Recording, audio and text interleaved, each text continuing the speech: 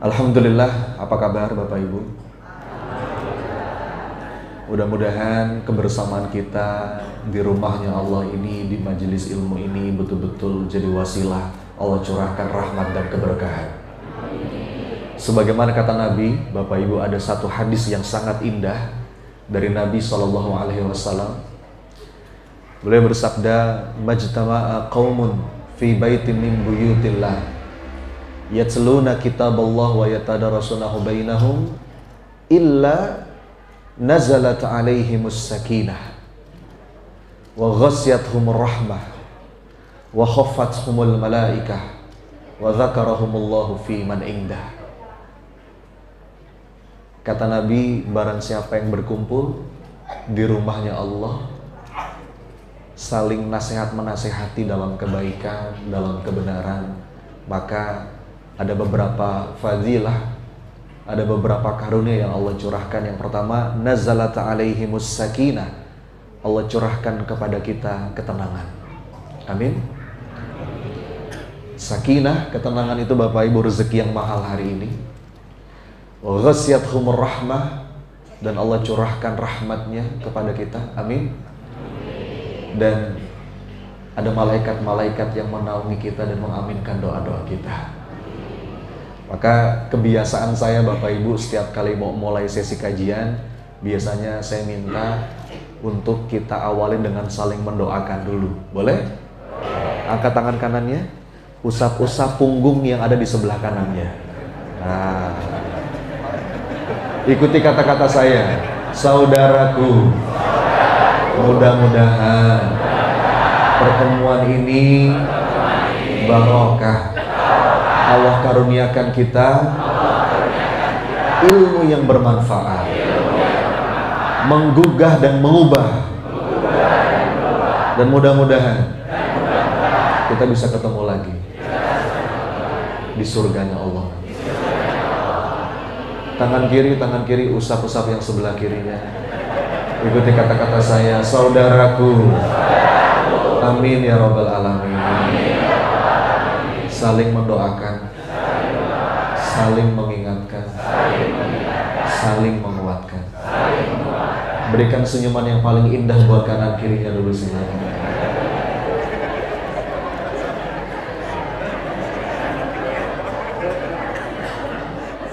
Sedekah doa, sedekah senyum, mudah-mudahan mengundang berkah ya.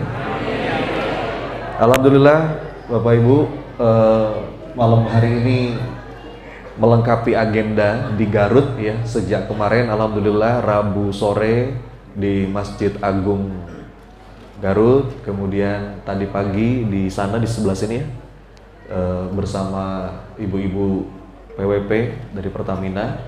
Kemudian tadi siang ada agenda di Kamojang ya, di Kamojang, dan malam hari ini alhamdulillah di Masjid Nurul Iman.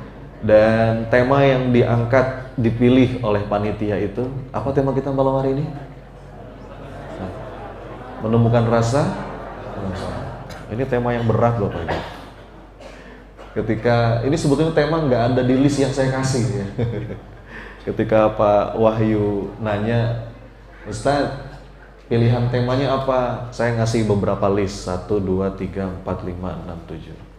Tiba-tiba kata Pak Wahyu, temanya ini aja Ustaz, menemukan rasa dalam sholat. Itu nggak ada di list ya. Tapi nggak tahu, mungkin ada alasan kenapa panitia memilih tema ini.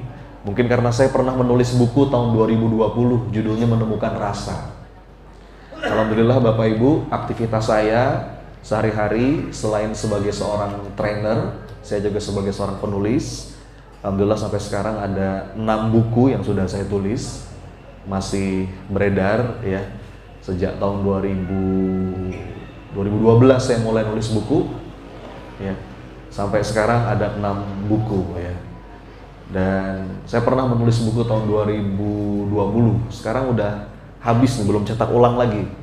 Judulnya Menemukan Rasa memang. Tapi tidak spesifik dalam sholat. Walaupun berkembang, kita bikin pelatihannya. Kita punya pelatihan Bapak Ibu, judulnya persis Menemukan Rasa dalam Sholat. Jadi saya bilang sama Pak Wahyu, Pak, ini kalau mau bahas ini panjang nih, nggak bisa sekali pertemuan. Kalau dalam pelatihan aja kita butuh paling tidak 4 sesi. 4 sesi itu 8 jam ya, seharian. Berarti kalau mau dibikin kajian 1 jam berarti minimal 8 pertemuan untuk bisa tuntas ngebahas ini. Kalau cuma 1 jam ya paling cuma dapat pengantarnya aja dan prinsip-prinsip utamanya aja. Kata Pak Wahyu, nggak apa-apa mas, ya wis kalau nggak apa-apa berarti kita coba kupas ya, saya coba rangkum prinsipnya saja. Tapi mudah-mudahan prinsip ini bisa kita bawa pulang Bapak Ibu dan kita upayakan ya, tentang menemukan rasa atau bahasa lainnya get the feeling. Nah ini penting Bapak Ibu, ini penting. Beberapa kali juga disinggung sama Nabi SAW. Jadi saya punya istilah, ada 2 sindrom yang ini berbahaya dan perlu segera kita sadari. Apa itu? Putus asa, putus rasa. Coba diulang Bapak Ibu. Ini dua-duanya bahaya Pak. Yang pertama putus asa, jelas kita sebagai orang yang beriman itu nggak boleh putus asa. La tayasu min rauhillah, innahu la yayasu min rauhillahi illal qaumul kafirun. Dalam Quran orang yang putus asa itu adalah orang-orang yang kafir. Bahkan dalam keadaan kita melampaui batas, dosanya udah banyak, Allah masih kasih kita harapan. Dalam Quran surat Az-Zumar, qul ya ibadiyalladzina asrafu ala anfusihim la taqnatu min rahmatillah. Ini bahkan indah sekali ayat ini Bapak Ibu. Ini ayat kesukaan saya. Terutama kalau saya lagi ngerasa ya Rob, dosa saya banyak banget kayaknya. Hati saya kotor. Saya senang baca surat ini kalau lagi sholat tuh. Qul ya ibadiyalladzina asrafu ala anfusihim la taqnatu min rahmatillah. Wahai hamba-hambaku yang melampaui batas, jangan putus asa dari rahmat Allah. Innallaha yaghfiru dzunuba jami'a. Allah itu mengampuni semua dosa. Innahu huwal ghafurur rahim. Allah itu maha pengampun, Allah itu maha penyayang. Jadi yang pertama Bapak Ibu, yang perlu kita waspadai, putus asa. Kita nggak boleh putus asa. Karena orang itu kalau udah putus asa pasti nggak balik. Betul nggak Pak? Orang kalau udah putus asa pasti nggak mau tobat, nggak mau balik. Udahlah, dosa saya udah banyak. Percuma saya tobat, saya nggak akan diampuni. Nah itu nggak boleh itu. Ya. Makanya kenapa kita nggak boleh putus asa? Karena kalau kita putus asa, kita nggak bakal balik. Padahal Allah nggak pernah nutup pintu. Selama kita mau balik Bapak Ibu, bahkan kata para ulama, mau berulang kali kita tobat maksiat, terus ulang, jangan berhenti. Allah nggak akan berhenti mengampuni dosa kita sampai kita yang bosan minta ampun. Ya, jadi ada 2 kutub ya yang harus kita jaga. Di satu sisi kita nggak boleh putus asa, tapi di satu sisi kita nggak boleh meremehkan dosa. Nah, makanya yang paling indah itu kalimatnya Sayyidina Abu Bakar. Kata beliau, innallaha yaghfirul kabair fala tayasu wa yu'adzibu ala saghair fala taghtarru. Sungguh Allah itu bisa mengampuni dosa-dosa besar. Jadi jangan putus asa. Tapi Allah juga bisa mengazab kita karena dosa-dosa kecil. Jadi jangan tertipu. Nah, itu 2 kutub yang harus kita jaga. Satu sisi kita nggak putus asa, tapi satu sisi kita nggak meremehkan dosa. Di tengah-tengah. Jadi nah ini yang pertama Bapak Ibu, putus asa. Dan yang kedua, putus rasa. Ini juga nggak main-main ini. Walaupun, nah ini disclaimer-nya ya. Walaupun nggak apa-apa kita beribadah, kita berzikir mungkin masih belum sepenuh rasa, nggak apa-apa, terusin aja. Karena kata para ulama itu ada beberapa leveling ya, tingkatan seseorang dalam ibadahnya, dalam zikirnya, dalam doanya, termasuk dalam sholatnya. Yang pertama ada hamba yang beribadah sekedar aktivitas fisik saja, tapi tidak dengan kesadaran pikiran dan hati yang ikut merasa. Level 1. Level 2, mulai dengan sadar pikiran. Level 3 mulai dengan hati yang ikut merasa. Sampai puncaknya itu betul-betul total berserah kepada Allah. Ada salah seorang yang bertanya kepada salah satu imam, "Wahai imam, aku nih gimana ya? Aku nih zikir, aku nih doa, tapi aku kayaknya cuma di lisan aja imam, nggak betul-betul dari hati. Aku nih berzikir tapi hatiku lalai." Apa jawab sang imam? Nggak apa-apa, terusin aja. Lebih baik hati kamu lalai dalam keadaan ibadah daripada hati kamu lalai dalam keadaan yang lain. Nah, jadi itu disclaimer awalnya. Jadi kita terusin prosesnya terus, kan kita nggak boleh stagnan. Kita harus terus naik level. Lebih baik dari hari ke hari, walaupun sejengkal, maka kita nggak boleh merasa puas dengan kualitas amal kita. Kita harus terus, mudah-mudahan sampai pada level kita bisa menemukan rasa. Amin. Nah, ini beberapa kali Bapak Ibu disebut sama Rasulullah, misalkan dalam sebuah hadis riwayat Imam At-Tirmidzi. Kata Nabi, "Wa'lamu annallaha la yastajibu du'aan min qalbi ghafilin lahin." Apa artinya? Ketahuilah, sungguh Allah itu tidak mengabulkan doa dari hati yang lalai. Ghafilin lahin, ghaflah. Ghafilin dari kata ghaflah, doa tapi hatinya lalai. Kalau bahasa saya, putus rasa. Ini penting Pak, karena saya sering sampaikan di banyak kesempatan. Misalkan ketika kita ngebahas doa yang mustajab, itu yang biasanya kita dengar itu kan dua. Yang pertama, ada faktor waktu. Yang kedua, ada faktor tempat. Betul ya? Yang pertama faktor waktu. Betul. Ada doa-doa yang lebih besar kemungkinan Allah ijabah ketika seorang hamba itu berdoanya di waktu-waktu tertentu. Kapan aja? 1, sepertiga malam terakhir.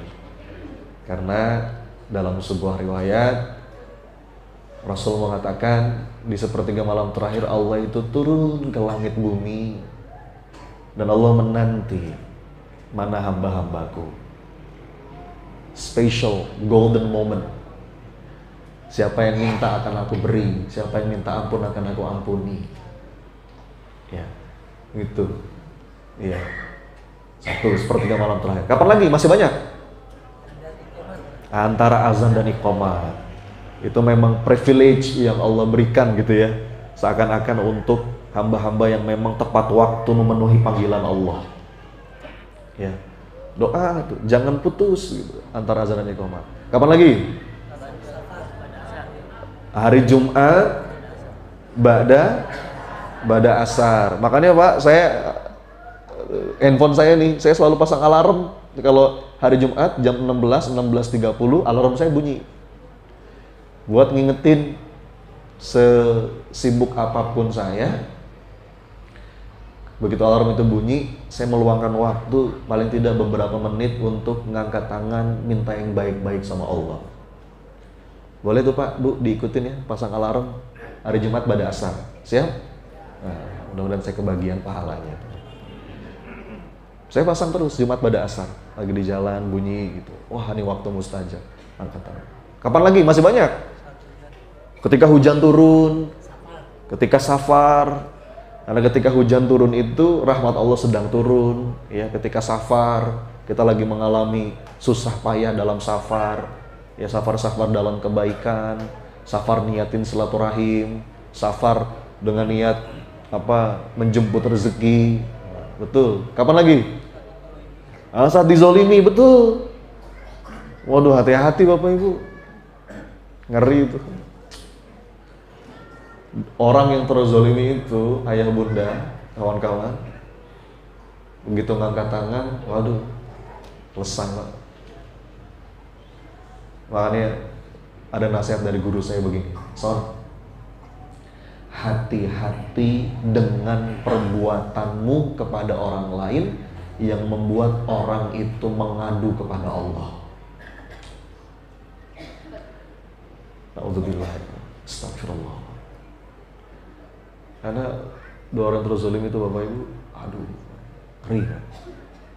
Ngeri. Nah, itu faktor waktu.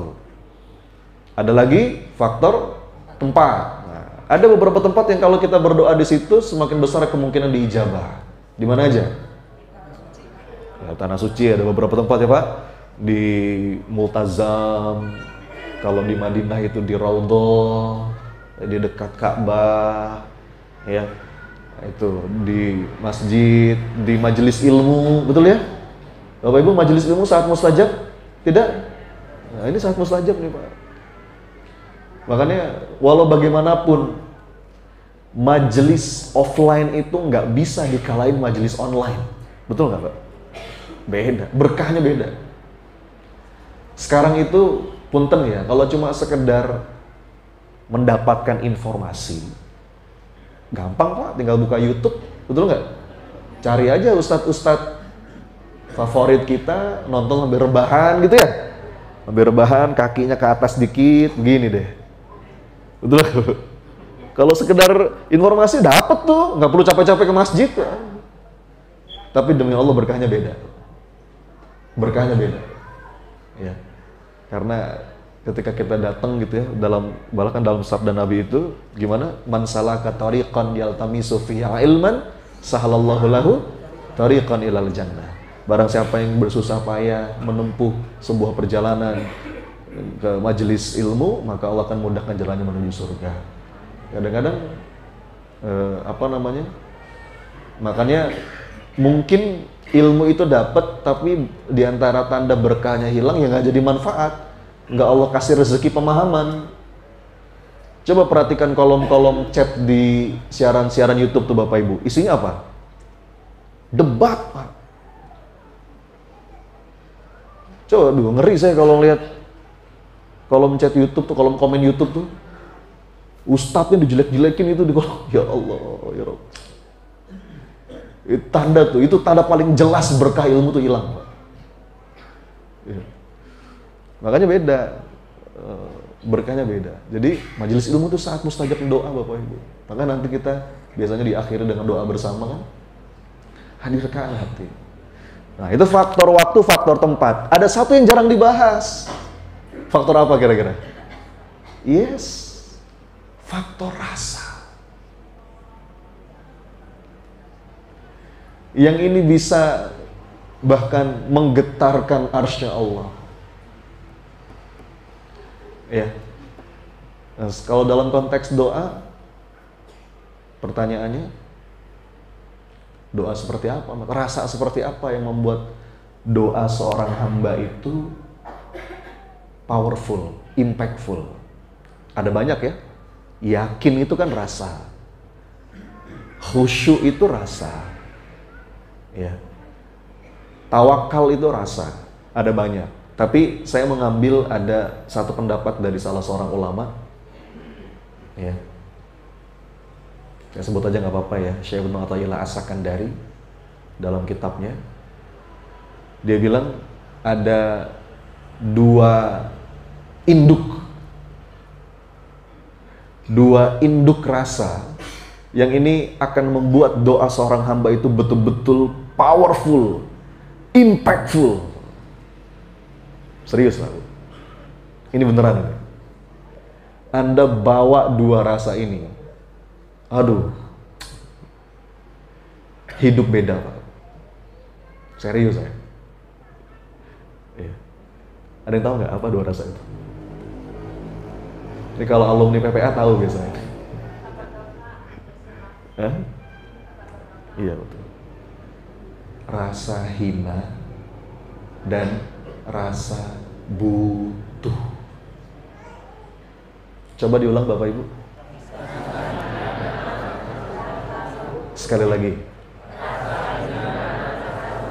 Sekali lagi. Sengaja ya Bapak Ibu, saya minta ulang untuk penegasan, penekanan, repetition supaya nempel. Saya jelasin pelan-pelan. Yang pertama rasa hina. Maksudnya apa, Mas? Jadi ketika seorang hamba datang kepada Allah, terus ada rasa begini, ya Allah, hamba ini banyak dosa ya Allah. Hamba tuh sebetulnya malu mau minta kepadamu ya Rabb. Tapi kalau bukan kepada Engkau, kepada siapa lagi hamba meminta ya Allah. Itu Allah senang tuh sama seorang hamba yang begitu hamba. Lawan dari rasa hina rasa apa? Apa lawannya? Yes. Al-kibr. Apa Pak Bu? Al-kibr. Al-kibr itu akar kata dari takabur. Sombong, bangga diri. Bapak Ibu gini ya, saya nggak perlu bahas yang lain lah. Saya nggak bahas sombong sama harta, sombong sama kedudukan, bangga sama status sosial. Bahkan ngebanggain ibadah aja Allah nggak suka. Coba bayangkan. Bahkan kata para ulama, air mata penyesalan seorang pendosa demi Allah lebih dicintai Allah daripada bangga dirinya ahli ibadah. Ya. Ketika seorang mencela misalkan ya, seorang pendosa, kata guru saya, sungguh saat itu engkau lebih jauh dari Allah dibandingkan dia. Karena seorang pendosa itu lebih dekat dengan Allah dibandingkan orang yang sombong.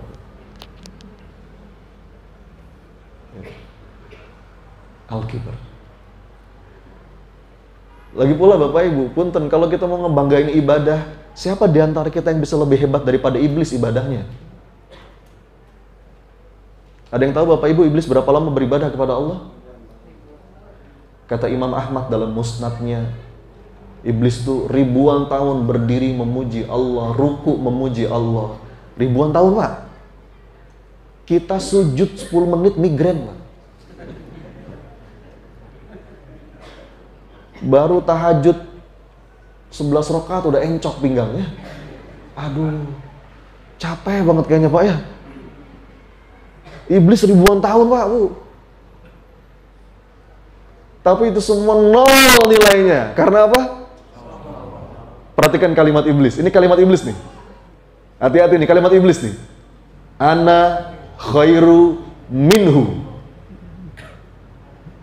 Coba diulang gimana kalimatnya? Apa artinya? Aku lebih baik darinya. Khalaqtani min nar wa khalaqtahu min tin. Engkau ciptakan aku dari api ya Allah, dan engkau ciptakan dia dari tanah. Ana khairun minhu. Waduh, waduh. Ya, kalau kata salah seorang sahabat saya, padahal kata siapa api itu lebih baik dari tanah. Buktinya apa?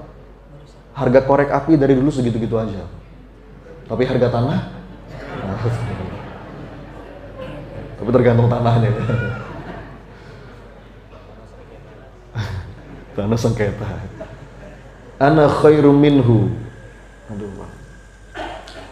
Makanya ada sebuah kisah, Pak. Ya. Saya terkesan banget dengan kisah ini. Kisah tentang Rasulullah yang mendoakan 2 Umar. Ada yang tahu nggak? Ada 2 Umar yang secara khusus Rasul doakan. Umar siapa? Oke, satu Umar bin Khattab, yang kedua?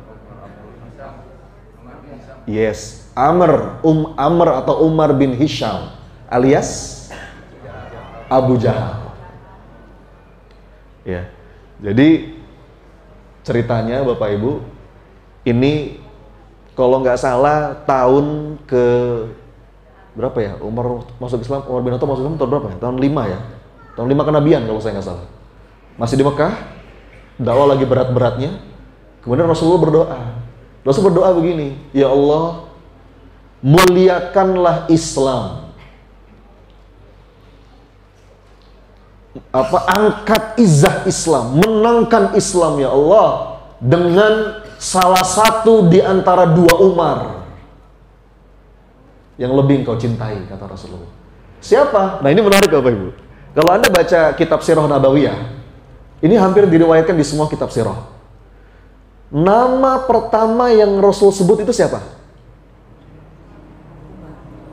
Yang pertama Rasul sebut siapa? Umar bin Hisham, Pak. Coba Anda baca beberapa kitab sirah. Urutan tuh penting Bapak Ibu. Yang menarik, dalam doanya Nabi, yang pertama Rasul sebut itu Umar bin Hisham. Baru yang kedua, Umar bin Khattab. Coba Bapak Ibu analisa secara awam aja. Kira-kira kenapa Rasul menyebutkan nama Abu Jahal duluan? Hah? Itu dia. Bukan keluarga, kalau keluarga agak jauh. Kalau yang agak dekat Abu Lahab, itu agak dekat. Beda orang loh ya. Abu Lahab sama Abu Jahal itu beda orang. Kalau Abu Lahab sama-sama dari Bani Hashim, itu paman dekat. Ya, walaupun sama-sama di neraka tempatnya. Kalau Abu Jahal agak jauh, sama-sama Quraisy tapi dia dari Bani Makhzum. Jadi bukan karena keluarga, tapi karena bapak tadi, karena pengaruh. Ketika itu salah satu orang yang paling berpengaruh di kota Mekah, itu siapa? Abu Jahal bin Hisham. Abu Jahal itu sebutan kita, nama aslinya Umar bin Hisham, julukannya Abul Hakam. Tapi kalau kita bilang dia Abu Jahal, alias bapaknya kebodohan. Dia bukan orang bodoh secara intelektual, orang pinter, tapi bodoh secara keimanan. Yang didoain sama Rasul Abu Jahal dulu. Kenapa? Karena dia berpengaruh Bapak Ibu. Abu Jahal itu orangnya gagah, berwibawa, suaranya lantang, sekali ngomong ikut semua, followersnya banyak, saingan sama Nabi. Bani Makhzum sama Bani Hashim itu saingan. Ya. Dua kabilah yang bergengsi dari Quraisy.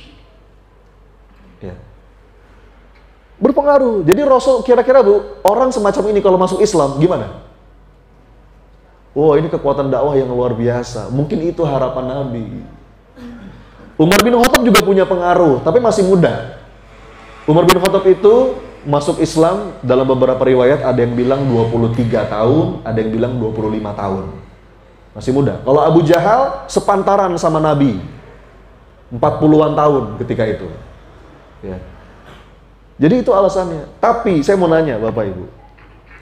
Hari ini kita semua jadi saksi. Dari dua Umar itu, siapa yang pada akhirnya Allah berikan petunjuk, Allah tolong, Allah muliakan dengan Islam, dan pada akhirnya memuliakan Islam? Siapa? Sebut namanya. Siapa? Sayyidina Umar bin Khattab radhiyallahu anhu, Al-Faruq. Bahkan makamnya sekarang berdampingan dengan makamnya Nabi SAW. Jadi kalau kita umroh, haji Bapak Ibu ya, persis di bawah kubah hijau itu, ya, itu ada 3 jasad mulia. Yang pertama Rasulullah, jadi posisinya begini, ini Rasulullah, agak ke bawah sedikit itu Sayyidina Abu Bakar As-Siddiq, agak ke bawah sedikit Sayyidina Umar bin Khattab. Ya. Kalau Sayyidina Utsman dimakamkan di Baqi Al-Gharqad, yang pemakaman. Bahkan makamnya sekarang berdampingan dengan baginda Nabi SAW. Pertanyaan saya, coba dianalisa. Ini masih ada kaitannya dengan rasa yang kita bahas tadi. Kenapa hidayah itu, hikmah itu, petunjuk itu datang untuk menyapa dan masuk ke hatinya Umar bin Khattab, tapi tidak ke hatinya Abu Jahal bin Hisham? Kenapa kira-kira? Ya kalau secara hakikat ya memang Allah berkehendak, tapi ada sebabnya. Allah tuh milih. Ya. Ini dua orang Bapak Ibu, Umar bin Khattab sama Umar bin Hisham. Ini dua orang yang karakternya tuh mirip, sama-sama keras. Ya, kita tahu kan kayak gimana Umar bin Khattab ya. Sama-sama pokoknya jagoan lah Pak. Hah? Iya, sama-sama pokoknya dikit-dikit Rasulullah izinkan gue penggal lehernya. Itu kan Umar tuh. Berani, lantang, kalau udah makanya Di antara orang yang pertama-tama itu menyatakan Islamnya terang-terang itu Umar bin Khattab. Di saat yang lain sembunyi-sembunyi, Umar bin Khattab terang-terangan. Ini karakternya mirip nih. Abu Jahal sama Umar bin Khattab secara karakter mirip. Sama-sama keras. Bahkan Umar bin Khattab juga orang pertama yang kepengen ngebunuh Rasulullah. Bener nggak? Sama-sama mirip. Tapi kenapa hidayah itu, petunjuk itu masuk ke hatinya Umar bin Khattab, tapi tidak ke hatinya Umar bin Hisham? Ada yang tahu? Kenapa kira-kira? Iya. Hah?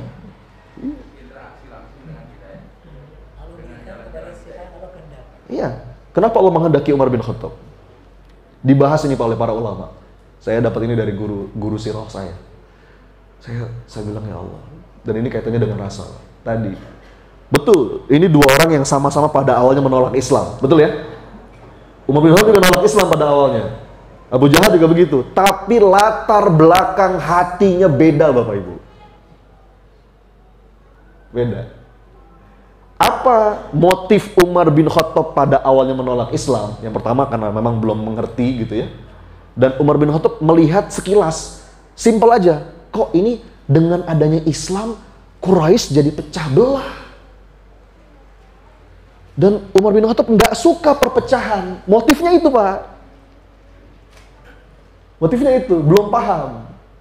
Pokoknya karena Umar bin Khattab nggak mau pecah, itu aja. Tapi berbeda dengan Abu Jahal. Abu Jahal tuh menolak Islam karena apa? Karena sombong. Enggak. Sama tuh semuanya tuh. Sekutu-sekutunya tuh siapa? Umar bin Khattab, Umar bin Hisham, terus Walid bin Mughirah. Tahu Walid bin Mughirah? Bapaknya Khalid bin Walid. Itu juga tokoh penting di Quraisy. Orang kaya Quraisy. Ya. Orang yang punya duit tuh, Walid bin Mughirah. Bahkan beliau pernah berstatement begini, "Lah, Muhammad tuh siapa? Anak kemarin sore ngaku nabi. Kalau emang Allah menurunkan nabi, saya lebih pantas." Itu kalimat Walid bin Mughirah. Menutup. Ya. Jadi, aduh ini penting Bapak Ibu. Serius ini penting. Kata guru saya, "Son, kamu bodoh masih mending deh. Selama kamu punya kesadaran untuk terus belajar, bodoh itu masih mending. Tapi jangan sampai ada secuil pun kamu ngerasa al-kibr."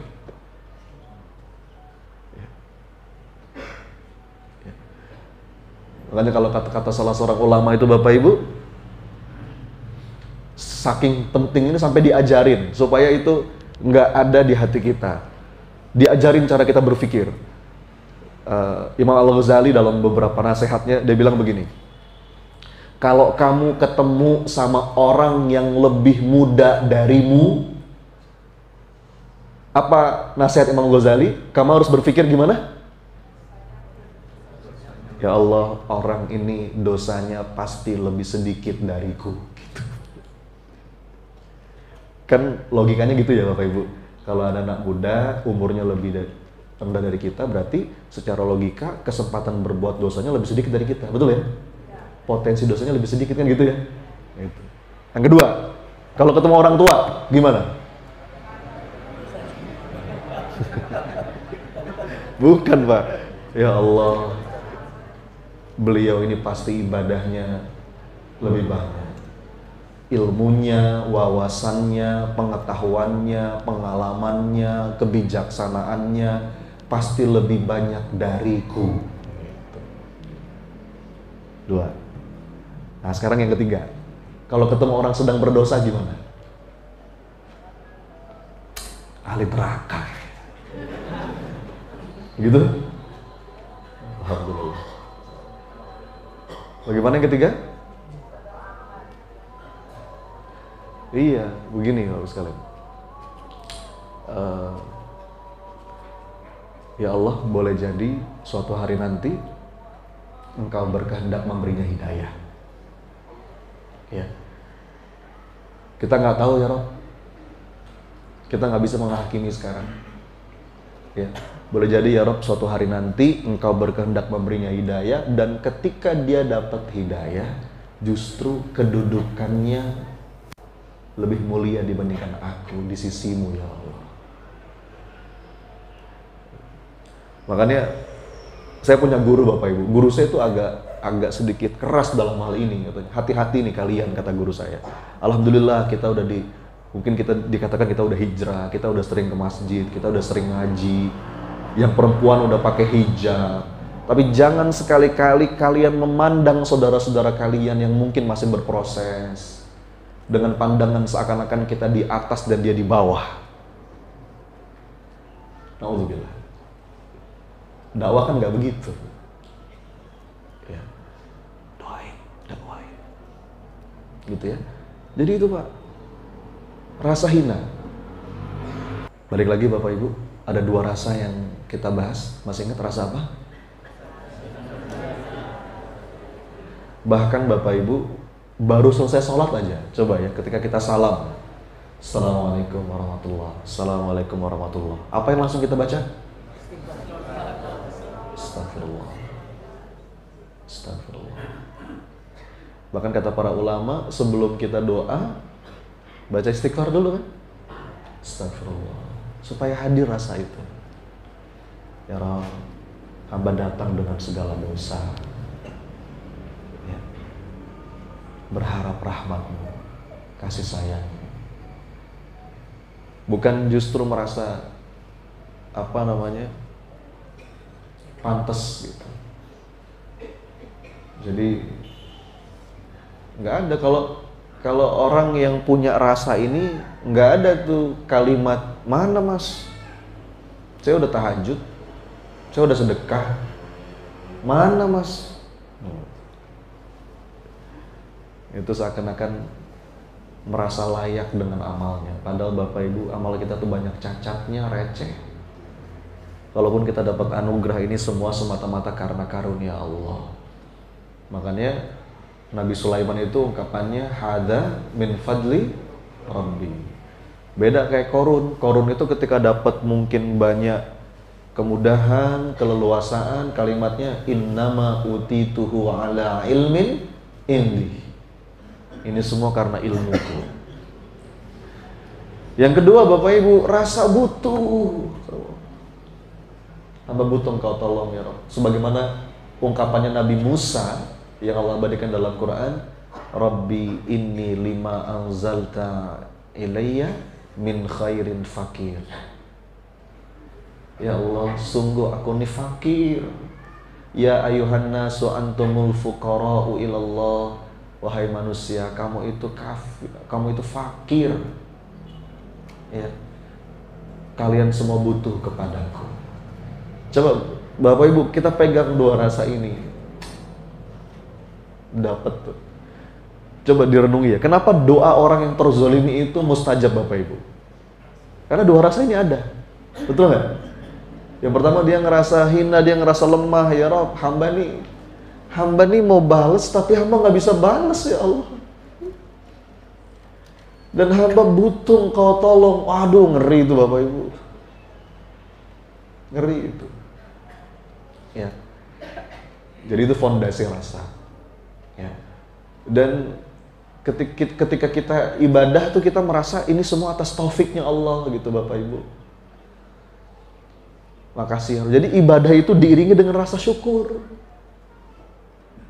Karena kalau nggak bukan dorongan taufik Allah, kita nggak bisa.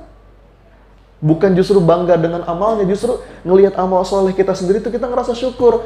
Makasih ya Allah ditakdir sujud.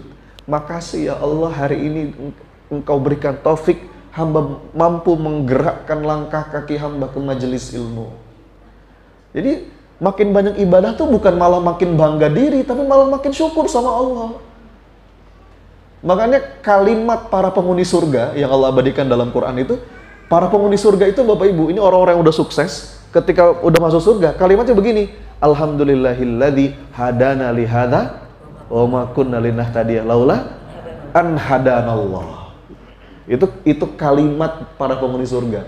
Alhamdulillahilladzi, segala puji bagi Allah yang telah memberikan kami petunjuk, karena kalau Allah nggak ngasih petunjuk kami nggak bisa sampai surga, begitu Pak.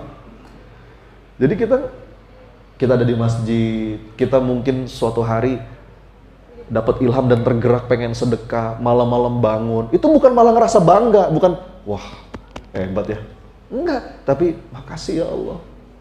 Bahkan kata Syekh Abdul Hasan Asyadzili dalam sebuah kalimat yang sangat indah, dia bilang begini, qalilul amal ma'asyuhudil minnah minallah khairun min kathiril amal ma'arru'yati taksir. Apa artinya? Amal yang sedikit tapi disertai dengan rasa syukur itu lebih baik dibandingkan amal banyak tapi ada kesombongan di situ. Jadi makasih ya Allah. Rasa hina, rasa butuh. Nah sekarang Bapak Ibu kita masuk pelan-pelan ke menemukan rasa dalam sholat. Prinsipnya Bapak Ibu cuma dua. Ya. Dua aja. Tapi kalau dua ini kita hayati, insya Allah Bapak Ibu ya, dengan izin Allah, semoga kita bisa menemukan rasa itu. Apa Ustadz dua prinsip menemukan rasa dalam sholat? Kita memahami satu, sedang menghadap siapa. Dua, sedang melakukan apa. Prinsipnya itu aja. Tapi ini kalau dibahas panjang Bapak Ibu. Satu apa? Sedang menghadap siapa? Yang kedua? Sedang melakukan apa? Prinsip besarnya itu. Ini kalau dikupas turunannya banyak. Pelan-pelan ya. Saya coba bahas intinya, gambaran besarnya supaya nanti Bapak Ibu dapat sesuatu gitu. Yang pertama, sedang menghadap siapa? Satu, Bapak Ibu sadari bahwa ketika sedang sholat, kita tuh sedang menghadap zat yang sangat mencintai kita dan selalu menanti kita kembali.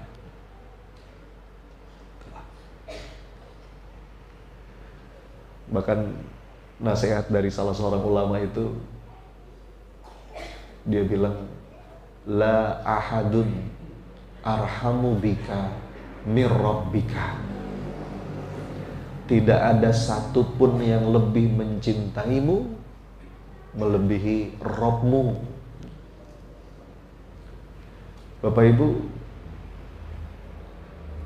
sesayang-sayangnya orang tua sama anak itu nggak bisa dibandingin dengan sayangnya Allah kepada hambanya. Ada dalam sebuah hadis, kalau saya nggak salah, hadis ini diriwayatkan setelah perang, entah itu perang Badar atau kalau saya nggak salah. Jadi Rasulullah itu sedang berjalan dengan para sahabat. Kemudian Rasul melihat ada seorang ibu yang mencari anaknya.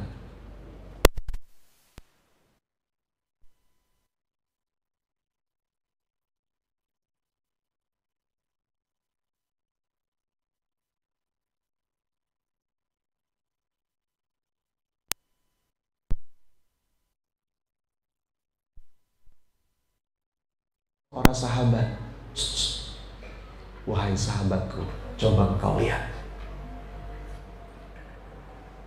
Aku mau nanya, kata Rasulullah, menurut kalian, mungkin tidak ibu itu melemparkan anaknya ke dalam api, dalam kurung, mencelakakan anaknya?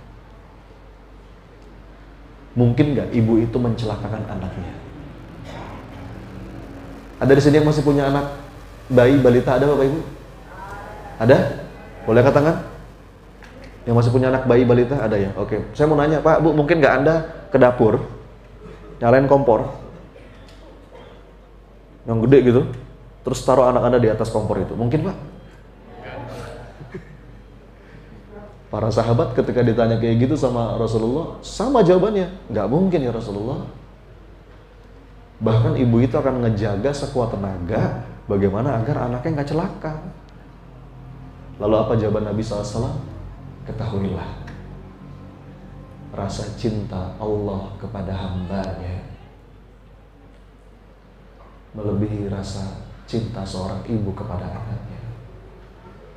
Jadi Bapak-Ibu, Allah tuh nggak mungkin zalim. Kadang-kadang sesuatu yang kita anggap musibah, sesuatu yang kita anggap berat, sesuatu yang kita anggap masalah, justru itu sentuhan sayangnya Allah supaya dengan itu hapus dosa-dosa kita. Ini ada seorang hamba kepengen Allah muliakan, kepengen Allah tuh hamba ini pulang dalam keadaan bersih, tapi kok ya ibadahnya nggak sampai. Bagaimana cara Allah? Allah sentuhkan mungkin dengan masalah, Pak. Yang dengan masalah itu kalau dia ridho, Allah hapus dosa-dosanya. Bahkan dalam sebuah hadis, tidak ada satupun kesulitan, kesusahan, rasa berat, bahkan tertusuk duri. Ibu-ibu nih Bu, lagi pakai peniti, aduh, berdarah. Kecuali itu, apa kata Nabi? Menghapus dosa, Pak. Masya Allah.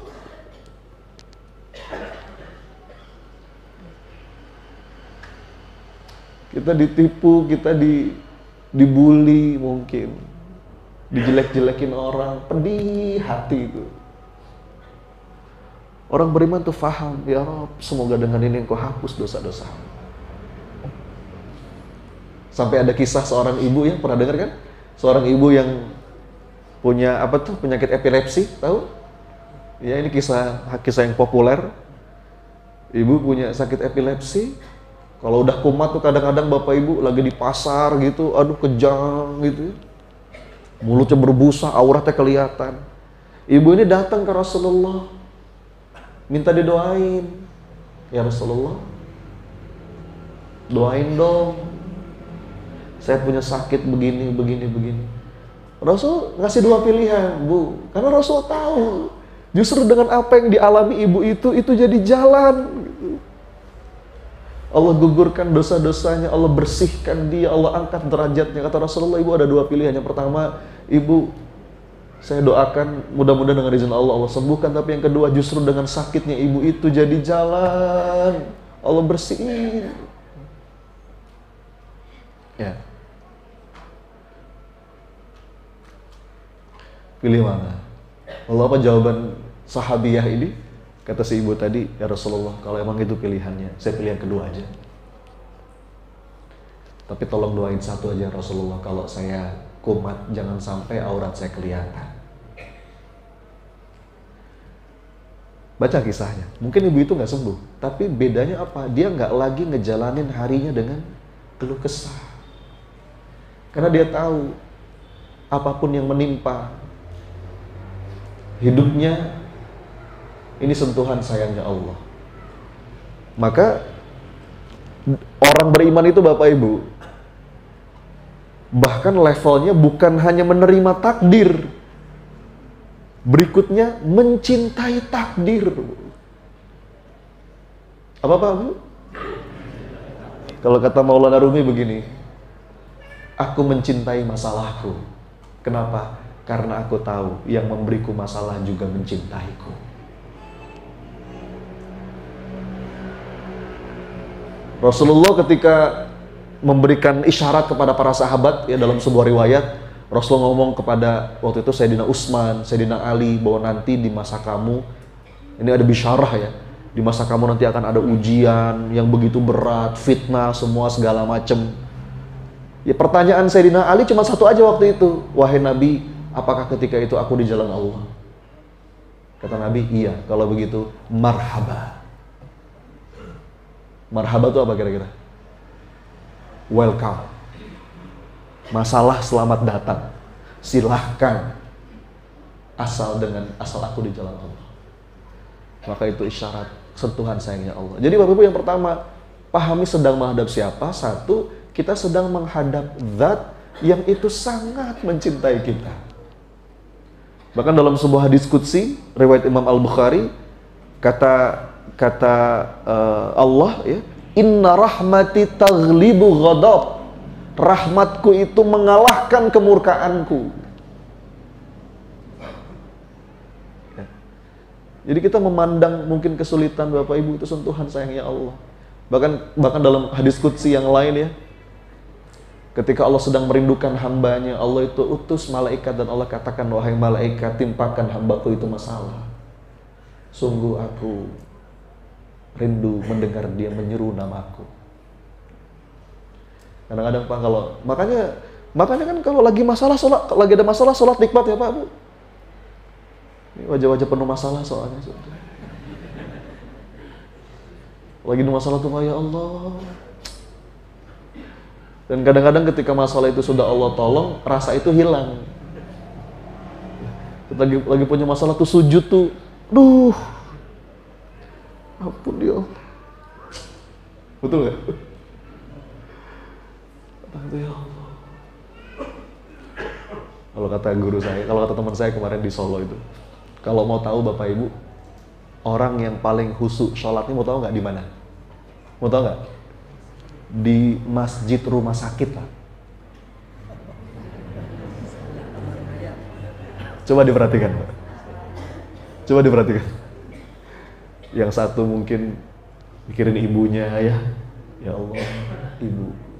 Yang satu mungkin ini bayarnya gimana gitu kan. Yang satu coba, aduh, kadang-kadang gitu Pak. Kita tuh yang pertama pahami kita sedang menghadap siapa, zat yang sangat mencintai kita Bapak Ibu.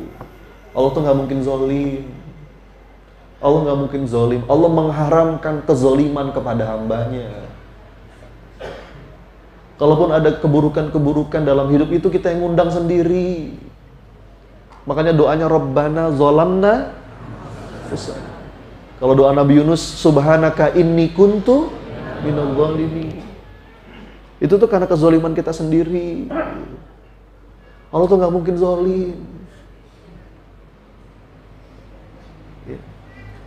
Bapak Ibu, pahami kita sedang menghadap siapa. Kalau kita punya mental kayak gitu tuh nikmat gitu ya. Bahkan kalau kita punya waktu banyak ya, ada hadisnya tuh. Ketika kita membaca Al-Fatihah, Allah tuh menjawab bacaan kita. Ya. Kita bilang Alhamdulillahi Rabbil Alamin. Allah jawab, iya hambaku. Ar-Rahmanir Rahim. Hambaku menyebut namaku. Maliki Yaumiddin. Itu Allah, setiap bacaan Al-Fatihah kita, Allah jawab Bapak Ibu. Makanya sebetulnya sholat itu bukan monolog, tapi dialog. Kalau bahasa kami, dialog mesra seorang hamba dengan Robnya. Belum lagi kalau kita bahas tentang bagaimana kunci menemukan rasa itu, kita paham apa yang kita baca. Kita paham apa yang kita baca. Al-Fatihah saja Bapak Ibu, begitu kita pahami, aduh itu bisa nikmat tuh sholat tuh ya. Alhamdulillah, alhamdu. Kenapa Bu kalimatnya? Apa bedanya hamdalah, alhamdu sama al-syukrulillah? Alhamdu itu sama-sama ungkapan syukur. Jadi kalau tahmid itu udah include tasyakur, syukur. Tapi kalau kalimat syukur belum tentu tahmid. Jadi tahmid itu, ini kalau kita bahas panjang ya. Tahmid itu adalah ungkapan syukur tapi ada rasa cintanya. Alhamdu itu pujian, ungkapan syukur, tapi ada cintanya. Beda dengan al-syukrulillah. Tapi kenapa alhamdulillah? Ini para pakar bahasa ngebahas ini dalam banget Bu. Jadi kayak misalkan ibu nih, seorang istri gitu ya, dikasih sesuatu sama suaminya, sesuatu yang Anda suka. Terus Anda bilang makasih kan ya sama suami ya Bu ya? Pak makasih ya. Itu apakah cuma makasih aja? Kan enggak kan? Pasti ada cinta dalam kalimat makasih itu. Makasih ya Pak. Begitu pula sebaliknya. Misalkan bapak dilayani sama istrinya, dikasih yang betul-betul apa yang kita inginkan gitu. Makasih ya Ma. Itu ada rasa cintanya di situ. Kalimat berikutnya Ar-Rahmanir Rahim itu rasa harap. Makanya dalam Al-Fatihah itu lengkap Pak. Dalam Al-Fatihah itu ada cinta, ada harap, ada takut. Ini 3 rasa fondasi penghambaan. Cinta, harap, takut. Mahabbah, roja, khauf. Kalau alhamdu itu mahabbah, ungkapan cinta kita kepada Allah. Makanya mengungkapkan itu penting. Kadang-kadang kita suka punya pendapat begini, nggak usah lama saya ungkapin, dia udah tahu kok saya cinta sama dia. Enggak, ungkapin. Ayo, kapan terakhir kali Bapak Ibu bilang I love you sama pasangannya? Namanya udah lama sekali. Jangan sampai kita WA pasangan kita gitu ya, Ma atau Pa, I love you. Terus dibalasnya apa? Salah kirim kamu ya. Repot. Saking nggak biasanya, Pak. Atau yang lebih parah lagi dibalasnya apa? Mohon maaf, nomor siapa ini? Aduh, kacau itu. Allah tuh tahu Bapak Ibu isi hati, tapi Allah meminta kita mengungkapkan. Jadi nggak ada tuh, nggak usah mas saya ungkapin, dia tahu kok saya cinta sama dia. Enggak, ungkapin. Aku cinta sama kamu. Penting ungkapan itu Bapak Ibu. Pulang dari sini ngomong sama pasangannya ya. I love you. Yang kedua, rasa harap itu ada dalam kalimat Ar-Rahmanir Rahim. Berharap apa Bapak Ibu? Berharap dikasih dan disayang. Aduh Pak, ini kalau dibahas panjang lagi nih. Makanya saya bilang nggak mungkin bahas ini satu pertemuan. Ya. Ar-Rahman, Allah tuh punya dua sifat. Rahmatnya Allah itu Bapak Ibu dibagi dua. Paling tidak. Sebagian melekat pada sifat Ar-Rahman. Bahkan bukan 50-50, bukan. Hadisnya begini. Ja'alallahu rahmatan mi'ata juz. Allah itu punya 100 bagian rahmat. Ini 100% ya Pak. Fa'amsaka ildahu tis'atan wa tis'ina juz'an.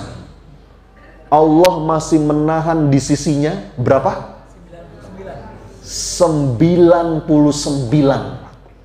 Aduh, bayangin Pak. Ya Rob, ini hadis indah banget. Saya sampai ngapalin betul hadis ini. Fa'amsaka ildahu tis'atan wa tis'ina juz'an wa anzala fil ardi juz'an wahida. Yang Allah curahkan ke muka bumi berapa Bapak Ibu? Baru 1 Pak. Coba kebayang nggak? Kebayang nggak Bapak Ibu? Dari zamannya Nabi Adam sampai nanti hari akhir, itu Allah baru mencurahkan 1 bagian rahmat.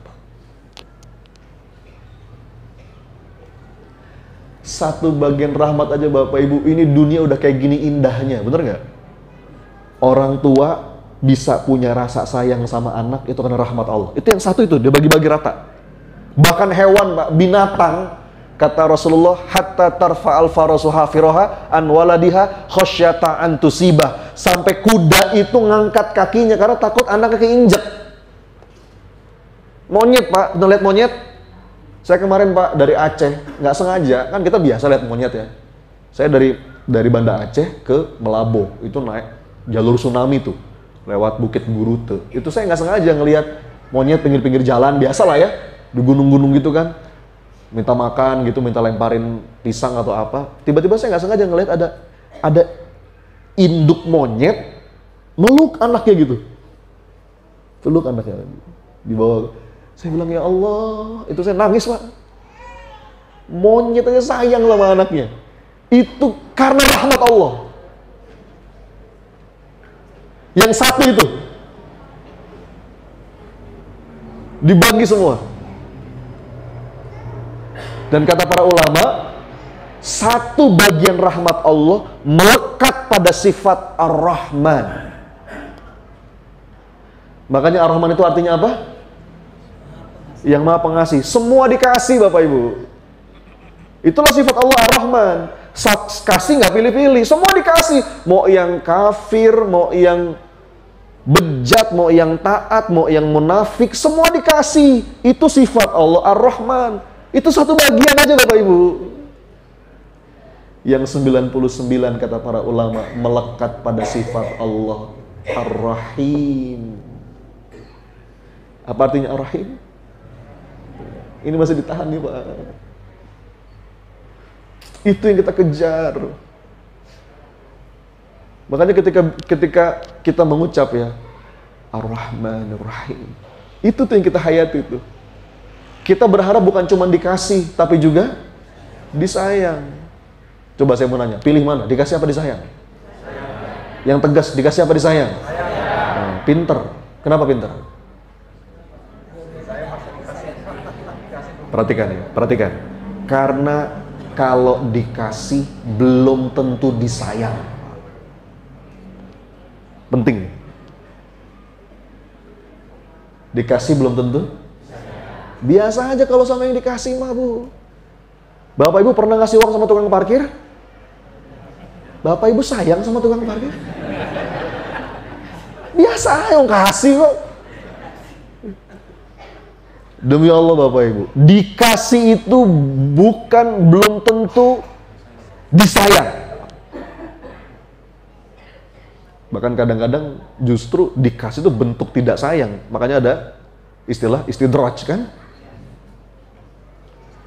Tapi kalau disayang, biasanya dikasih. Kalaupun nggak dikasih, pasti karena sayang. Perhatikan ya. Perhatikan kalimat ini.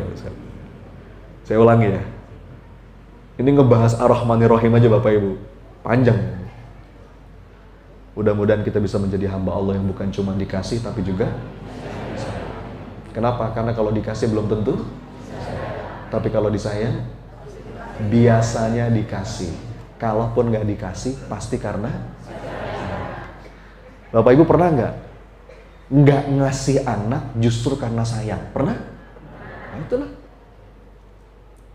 Anak minta gadget kita kasih. Anak minta ini kita kasih. Nggak sayang itu namanya. Jadi Bu, Ar-Rahmanir Rahim ya Rabb. Ada roja di situ. Dan yang ketiga, khauf. Apa habis Ar-Rahmanir Rahim? Maliki Yaumiddin. Itu ada khauf di situ. Engkau penguasa hari pembalasan ya. Baru dibungkus dengan ikrar keikhlasan. Iyyaka na'budu. Nah, itu baru Al-Fatihah tuh. Jadi balik lagi ya. Dua prinsip. Masih ingat? Satu siapa? Satu apa? Sedang menghadap siapa? Yang kedua? Sedang melakukan apa? Itu baru satu nih saya bahas. Sedang menghadap siapa? Yang pertama, Allah yang sangat mencintai kita. Allah yang nungguin kita. Bahkan bahagianya Allah, kata Nabi Bapak Ibu. Tahu nggak? Mau tahu nggak? Kayak gimana bahagianya Allah ketika melihat hambanya datang dan kembali. Kata Nabi, analoginya. Nabi kasih analogi. Sama seperti orang yang bawa kendaraan, unta atau kuda, lengkap dengan barang-barang, kuda itu hilang, kendaraan itu hilang. Wah, orang itu panik. Aduh. Terus orang itu akhirnya udah agak putus asa. Dia bilang, aduh. Tiba-tiba kendaraan itu datang dan lengkap, nggak ada berkurang sedikit pun. Orang itu bahagia kan? Terus saking bahagianya dia bilang, ya Allah, aku Tuhanmu, engkau hambaku. Itu maksudnya saking bahagianya sampai ketuker. Apa kata Nabi? Bahagianya Allah melihat hambanya kembali jauh daripada bahagianya orang itu. Lihat Bu. Aduh ya Rob, ini hadis Nabi, hadis sahih. Anda punya mobil nih, siapa yang bawa mobil di sini? Ya, bawa mobil, di dalam mobil itu ada laptop, ada berkas-berkas penting. Hah? Iya, begitu Anda pulang, mobil Anda hilang. Waduh, gimana rasanya? Waduh, udah lapor polisi, nggak ada. Tiba-tiba terparkir rapi di depan rumah Anda. Nggak ada yang berkurang sedikit pun. Gimana rasanya, Bu? Pak? Bahagianya Allah lebih dari itu, kata Nabi. Ketika melihat hambanya kembali. Sadari gitu loh, kalau lagi sholat tuh kita lagi menghadap zat yang kayak begitu. Sebegitu cintanya sama kita. Itu nikmat Pak, Bu. Belum lagi kita bahas dia adalah zat yang maha tahu segala isi hati. Allah itu punya sifat Sami'ul Alim. Allah itu zat yang selalu mau dengerin kita dan yang paling ngertiin kita. Bapak Ibu, Anda curhat sama orang, lama-lama orang tuh bosen denger curhat Anda, bener nggak? Ada orang nih, kita mau curhat. Pertama-tama dia enak tuh dengerin kita. Oh, gue gini nih, gue begini, begitu. Besok-besok kita ngeluh lagi. Orang itu bosan, bener nggak? Malas dia. Allah itu zat yang selalu mau dengerin kita. Dan yang paling ngertiin kita. 24 hours, 7 days a week. 24 jam sehari, 7 hari seminggu. Every minute, every second. Dikit-dikit ngomong sama Allah. Ya Allah, aku capek. Ya Allah, aku sedih. Maka sholat itu momentum untuk mengadu. Makanya kata Nabi, sholat itu istirahat. Dalam sebuah hadis, ketika Rasul bilang kepada Sayyidina Bilal, ya Bilal, arihni bis sholah. Wahai Bilal, azan, istirahatkan kami dengan sholat. Bayangin Bapak Ibu, sholat itu istirahat. Lagi capek-capek ngejar dunia, tiba-tiba ada azan, Allahu Akbar, Allahu Akbar. Istirahat gitu Pak. Kalau kita kan sholat beban ya. Udah zuhur lagi. Baru tadi gitu. Kalau Rasul sholat itu istirahat. Momentum kita untuk ngadu. Hamba datang ya Roh, wudu, ngebasuh. Habis itu duduk bentar. Astagfirullah. Sholat itu istirahat. 5 kali sehari kita diminta jeda. Minimal. Ngecas. Ya. Dan kita sedang menghadap siapa? 1, zat yang sangat mencintai kita. 2, zat yang begitu mengetahui isi hati kita. Mau dengerin kita. Yang ketiga, zat yang maha kuasa nolong kita. Innallaha ala kulli syai'in qadir. Allah itu maha kuasa atas segala sesuatu. Ya. Jadi kalau minta tolonglah sama Allah. Tolong ya Allah. Nanti jalannya Allah kasih lewat mana aja. Tolong ya Allah. Allah tuh makin sering kita datang dan kita minta, Allah tuh senang Bapak Ibu. Bahkan ya kalimatnya dalam sebuah hadis kata Nabi, Allah itu malu. Bayangin nih, bahkan kalimatnya malu. Ya Allah. Allah itu malu ketika melihat ada hambanya yang datang sambil mengangkat tangan. Lalu kemudian hamba itu pulang dengan tangan kosong. Nggak mungkin. Allah pasti memberikan pada waktu yang paling tepat dalam bentuk yang paling baik. Masalahnya kita aja yang tergesa-gesa. Iya Pak, ini ada nih, terkait instan itu Pak. Ada sebuah hadis ini penting nih, saya sampaikan di sini ya. Kata Nabi, la yazalu yustajabu li abdi ma lam ya'jal. Dalam riwayat lain, ma lam yastajil. Apa artinya? Allah itu senantiasa mengabulkan doa setiap hamba. Selama, ya, tentu saja ada syaratnya. Syaratnya bukan doa yang buruk, ya. Kita ngejaga diri dari yang haram-haram, bukan untuk memutus silaturahim, itu doa yang tertolak. Tapi selama doa kita baik-baik, Allah senantiasa mengabulkan. Ada lagi syarat berikutnya, malam ya'jal atau malam yastajil. Apa artinya? Selama dia tidak tergesa-gesa. Tahu takjil Bapak Ibu? Takjil apa takjil? Nah, berubah makna kalau di sini. Takjil itu maknanya apa? Gorengan, kurma.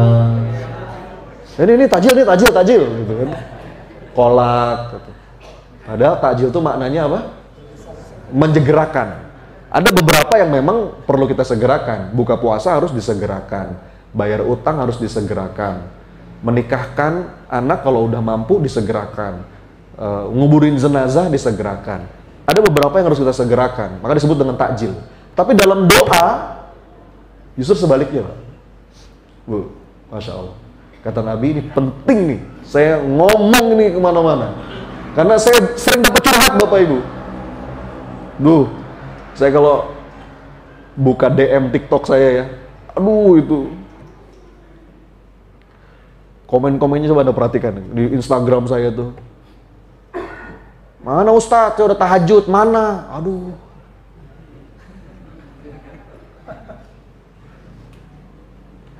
Kata Rasulullah, Allah senantiasa mengabulkan doa seorang hamba selama hamba itu tidak tergesa-gesa. Lalu sahabat bertanya, ya Rasulullah, ma'al istijal. Apa itu istijal? Apa itu tergesa-gesa? Kata Nabi, hamba yang tergesa-gesa itu adalah dia berdoa, tapi setelah berdoa dia mengatakan, mana? Itu Pak, tertolak Pak. Karena ada suuzon di situ. Be careful. Jadi doa aja. Allah tahu kapan waktu yang paling baik dan dalam bentuk apa yang paling tepat. Terakhir, yang kedua tadi, yang pertama sedang menghadap siapa? Yang kedua tadi apa? Sedang melakukan apa? Apa yang sedang kita lakukan Bapak Ibu? Tadi kita sedang bermunajat mesra, berdialog mesra. Bahkan saat terdekat seorang hamba dengan Rabb-nya itu ketika sujud. Kita lagi berdekat-dekat sama Allah. Aduh. Posisi terdekat seorang hamba dengan Rabb-nya itu Bapak Ibu ketika sedang sujud itu titik terendah Pak. Mohon maaf ya. Makanya ini kadang-kadang justru titik terendah hidup kita saat itulah justru kita lagi deket-deketnya sama Allah. Sampai contohnya itu sujud. Bahkan Bapak Ibu ketika sujud, mohon maaf, kepala itu lebih rendah daripada bokong.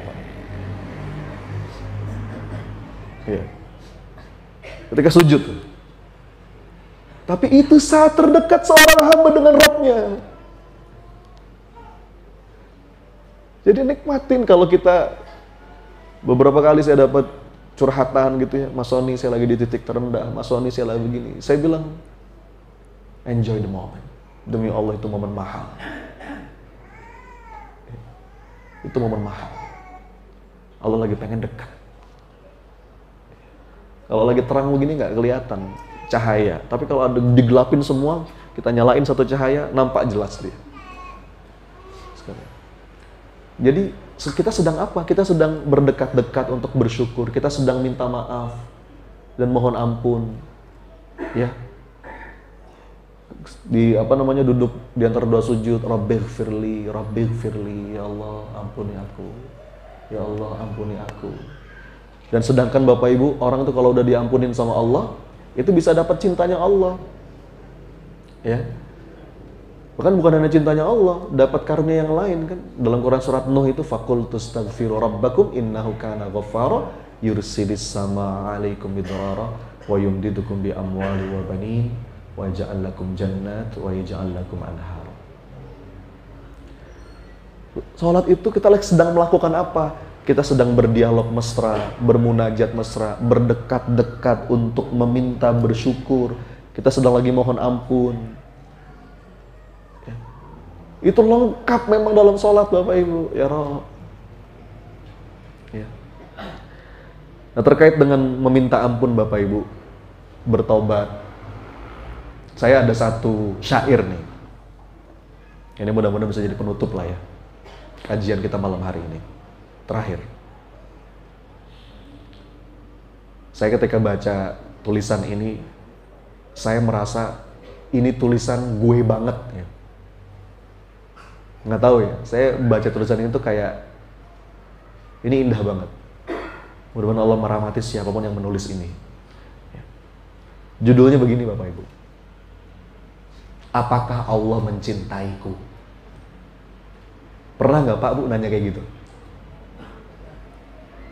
Ada satu tulisan indah banget. Saya bacain ya. Apakah Allah mencintaiku? Pertanyaan ini membuatku introspeksi. Apakah Allah mencintaiku? Kemudian aku coba membuka Quran. Dalam Quran ternyata aku mendapati Allah itu mencintai orang-orang yang sabar. Wallahu yuhibbus sabirin. Kemudian aku melihat diriku. Betapa sedikitnya kesabaranku. Kok sepertinya ayat ini bukan untukku. Aku buka lagi lembaran Quran yang lain. Dan aku mendapati ternyata Allah itu mencintai orang-orang yang berjihad, bersungguh-sungguh. Lalu kulihat diriku, rasanya betapa lemahnya aku. Bahkan melawan nafsuku saja sepertinya masih kurang kesungguhanku. Ayat ini bukan untukku. Lalu aku buka lagi lembaran Quran yang lain, dan aku mendapati ternyata Allah itu mencintai orang-orang yang berbuat ihsan. Wallahu yuhibbul muhsinin. Apalagi ini, rasanya teramat jauh diriku dari derajat ihsan. Kemudian hatiku pun gundah. Sepertinya tidak ada tanda pada diriku bahwa Allah mencintaiku. Lalu aku coba lagi membuka lembaran yang lain dalam Quran. Dan ternyata aku mendapati innallaha yuhibbut tawwabi wa yuhibbul mutatahhirin. Ternyata Allah mencintai orang-orang yang suka bertobat. Ya Rabb, aku segera merenung. Mungkin ayat ini untukku dan untuk orang-orang yang sepertiku. Segera lisanku berucap, astagfirullah wa atubu ilaih. Jadi Bapak Ibu, ketika sedang sholat itu kita lagi melakukan apa? Di antaranya kita tuh lagi minta ampun sama Allah. Ya, bahkan kata Nabi, sholat 5 waktu itu kan ibaratnya, tahu ya hadisnya ya, sama seperti kita kayak orang mandi gitu ya. Kata Nabi itu kalau di depan rumah kamu ada sungai gitu kan, lalu kamu mandi di sungai itu 5 kali, bagaimana menurut kalian? Kata para sahabat, tentu saja tidak ada kotoran yang tersisa sedikit pun ya Rasulullah. Kata Rasulullah, begitulah kira-kira perumpamaan sholat. Jadi Bapak Ibu, sholatlah dengan sepenuh rasa. Sadari bahwa kita sedang menghadap siapa dan kita sedang melakukan apa. Wallahu a'lam bishawab. Mudah-mudahan Bapak Ibu, pertemuan malam hari ini jadi ada suntikan semangat buat kita, dan Allah hadirkan rasa itu dalam diri kita. Tutup dengan doa. Baik Bapak Ibu, sebelum kita lanjutkan dengan sholat isya berjamaah ya, saya mohon izin ya, tadi saya sudah jamak, jadi saya nggak ikut sholat isya. Kita sama-sama doa Bapak Ibu, sebagaimana yang tadi saya sampaikan.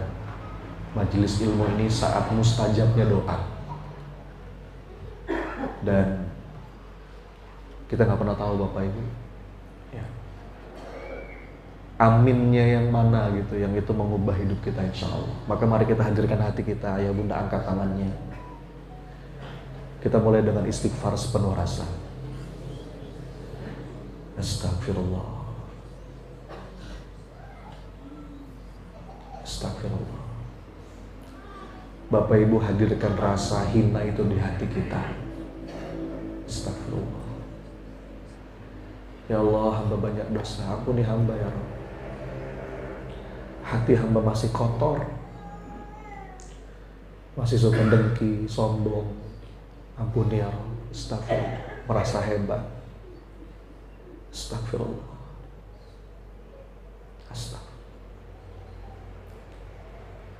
Astagfirullah. Salawat kepada Nabi Bapak Ibu. Allahumma salli wa sallim wa barik ala Muhammad wa ala alihi wa ashabihi ajma'in.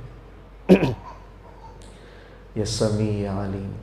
Duhai Allah yang maha mendengar sepelain apapun doa kami. Duhai Allah yang maha tahu segala isi hati kami. Ya Allah, catatkan ya Rabb kebersamaan kami malam hari ini menjadi kebersamaan yang Engkau ridhoi. Siapapun yang hadir pada hari ini ya Allah, tiap langkahnya Engkau catat sebagai amal soleh. Siapapun yang hadir pada malam hari ini ya Rabb, tiap langkahnya Engkau jadikan penggugur dosa. Ya Allah, lembutkan hati kami ya Allah. Mungkin karena dosa-dosa kami, hati kami semakin keras. Sampai kami nggak bisa menikmati ibadah kami ya Allah. Sampai kami nggak bisa bergetar ketika namamu disebut. Sampai kami nggak merasa bergetar ketika ayatmu dibacakan. Jangan kau biarkan hati kami mengeras ya Allah. Lembutkan hati kami ya Allah. Hujamkan kepada kami nikmatnya ibadah, nikmatnya sholat, nikmatnya sujud, nikmatnya menyebut namamu ya Allah, nikmatnya bertilawah. Allahumma inna nas'aluka ilman nafi'an wa rizqan tayyiban wa qalban khasi'an wa amalan mutaqabbala. Karuniakan kepada kami hati yang lembut ya Allah, tempat engkau karuniakan hikmah dan hidayah. Allahumma aftah lana hikmataka wansur alaina rahmataka ya dzal jalali wal ikram. Bapak Ibu, saya berikan kesempatan, silakan doa masing-masing, silakan doa apapun yang baik-baik. Insya Allah Bapak Ibu ini saat mustajab. Silakan, saya aminkan. Amin ya Allah, kabulkan ya Rabb. Amin ya Allah. Amin ya Allah, kabulkan ya Rabb. Yang punya masalah minta ditolong sama Allah. Yang punya hajat minta ditolong sama Allah. Yang pengen umroh haji minta sekarang. Yang pengen utang lunas minta tolong sama Allah. Yang pengen keluarganya Allah kasih harmoni, sakinah, mawaddah, warahmah minta sekarang. Ya Allah. Dan jangan lupa Bapak Ibu minta dikasih nikmatnya ibadah sama Allah.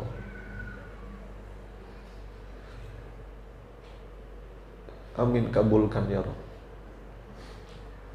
Minta dikasih kesempatan taubat sebelum kita berpulang.